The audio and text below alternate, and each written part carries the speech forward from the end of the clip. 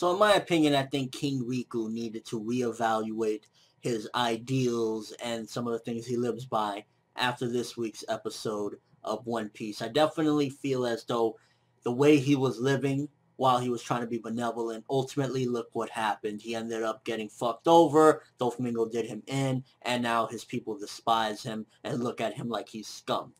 I started watching this series called The Three Kingdoms. It's a live-action Chinese series based on Chinese history and whatnot. And there's this guy called Cao Cao, and I know this is kind of like, whoa, what the fuck, where is this coming from? But ultimately, he said a quote that I felt really resonated with me, and I feel is definitely a powerful quote.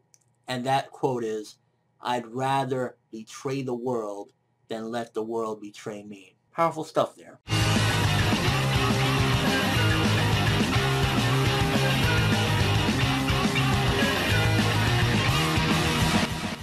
So with this week's episode of One Piece, it continues the massacre of King Riku. I couldn't help but kind of chuckle a couple times at the exaggerated as fuck expression. Some of it I was like, damn, that's kind of fucked up. But it was just like a lot of the times the way he was going, I'm sorry, I couldn't help myself. And a lot of the episode was that, like, I felt the first half of the episode, it was giving a little bit more of a good idea and understanding of just why the people truly hate King Riku, because he was just stabbing. And of course, obviously, he was being controlled by Doflamingo, but it was really giving a better look at what was done to Dressrosa and why the people look at him like he's scum. So in that aspect, the anime succeeded in making it look a little bit more like, yeah, this is why they look at King Riku like he's a fucking asshole, because he was just, Doflamingo made him out to be this worthless piece of shit, and then came in at the right time like, we're superheroes now, we're here to save you guys from this evil King Riku or whatever. And surprisingly, nobody will ask questions like, hey, how did you know what was going on? Where did you come from, right?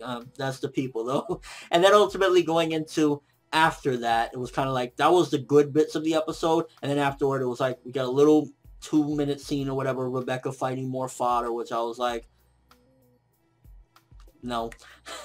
And then ultimately seeing the aftermath of the events of what happened in the past with King Riku and how he slaughtered everybody. And at the end of the day, I mean, if you really look at it, a lot of this just spells out exactly how much of a mastermind Doflamingo is, because let's take into account all that he did to conquer Dressrosa. And again, I know I keep going back on this, but this is exactly why Doflamingo was able to conquer Dressrosa and Crocodile couldn't do that with Alabasta. He went in there, he threatened him. He said, yo, you tell the people about my existence, it's going to be blood. So he was hiding in the shadows. Then he had him do all these fucked up things that people would see like, he wants all our money, but we still trust him. And then came and controlled him and made him look like a fucking savage beast.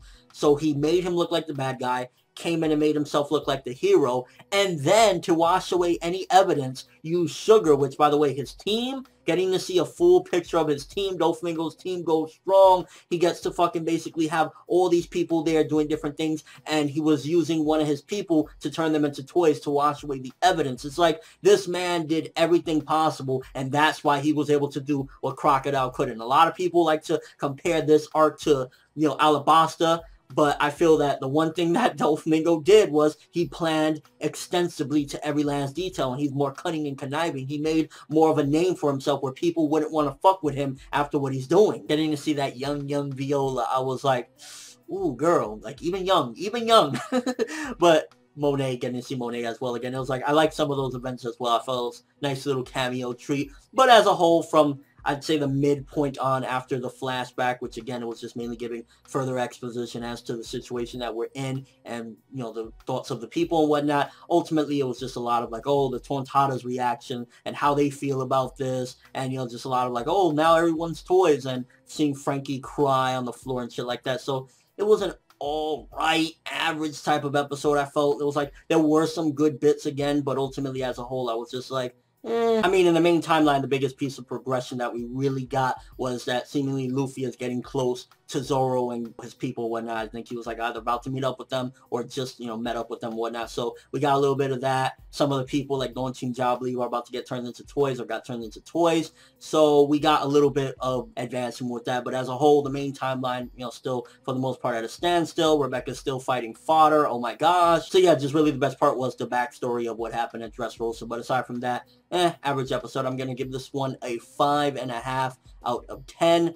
There was some decent bits, but as a whole, not that much progression. Also, what the fuck was up with that red filter? Like, it worked for some of the flashback, but having that red filter over the entire flashback, it was kind of like, it was just weird. At a certain point, I was just kind of like, okay, you can take the red filter off now. But let me know what you guys think. What do you think about the backstory, what happened at Dressrosa? Also, how you feel about Viola kind of getting roped into all this. I mean, Doflamingo even that cruel to like, all right, I'll make a deal with you. I won't kill your father. He's going to be like, you know, a ghost in here. He's going to be a bitch or whatever, but I'll, you know, leave him and spare him if you work for me. So even further exploring the cruelties of Doflamingo and also the bravery of Viola. I mean, props to her for dealing with what she had to deal with. I feel between her and Rebecca, she triumphed. Like, she's still strong. She's a strong woman and everything. And I guess that's due to age as well. But Rebecca is like, stop crying, girl. And your overall thoughts of this episode, what do you think as a whole? But that's all I have for this review. Thanks for watching. Hope you enjoyed. If you liked anything I had to say or enjoyed the video, drop me a like. I'd greatly appreciate it. And if you haven't subscribed, if you could do so as well, that would be awesome. I'm ForneverWorld, and as always, people, have an awesome day.